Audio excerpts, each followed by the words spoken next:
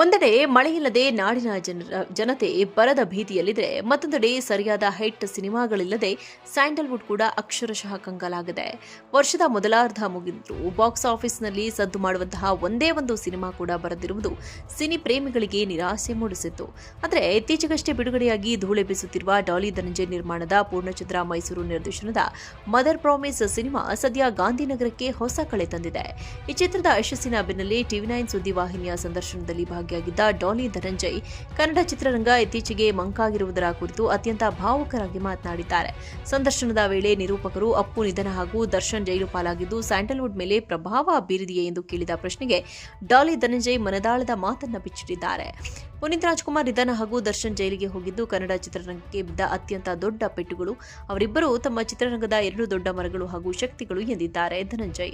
ಅಷ್ಟೇ ಅಲ್ಲ, ನನಗೇನಾದರೂ ಟೈಮ್ ಟ್ರಾವೆಲ್ ಮಾಡಿ ಹಿಂದಕ್ಕೆ ಹೋಗುವ ಅವಕಾಶ ಸಿಕ್ಕರೆ ಮೊದಲು ಆ ಎರಡು ಘಟನೆಗಳನ್ನು ತಡೆಯುತ್ತಿದ್ದೆ ಎಂದು ಧನಂಜಯ್ ಆಡಿದ ಮಾತುಗಳು ಪ್ರತಿಯೊಬ್ಬ ಅಪ್ಪು ಮತ್ತು ದರ್ಶನ್ ಅಭಿಮಾನಿಗಳ ಕಣ್ಣಾಲಿಗಳನ್ನು ಒದ್ದೆಯಾಗಿಸುವಂತೆ ಮಾಡಿದೆ. ಆದರೆ ಆದದ್ದನ್ನು ಬದಲಿಸಲು ಸಾಧ್ಯವಿಲ್ಲ. ಈಗ ಚಿತ್ರರಂಗವನ್ನು ಮತ್ತೆ ಮುನ್ನಡೆಸಲು ನಾವೆಲ್ಲರೂ ಒಟ್ಟಾಗಿ ಕೆಲಸ ಮಾಡಬೇಕಿದೆ ಎಂದು ಅವರು ಕರುನಾಡಿಗೆ ಕರೆ ನೀಡಿದ್ದಾರೆ.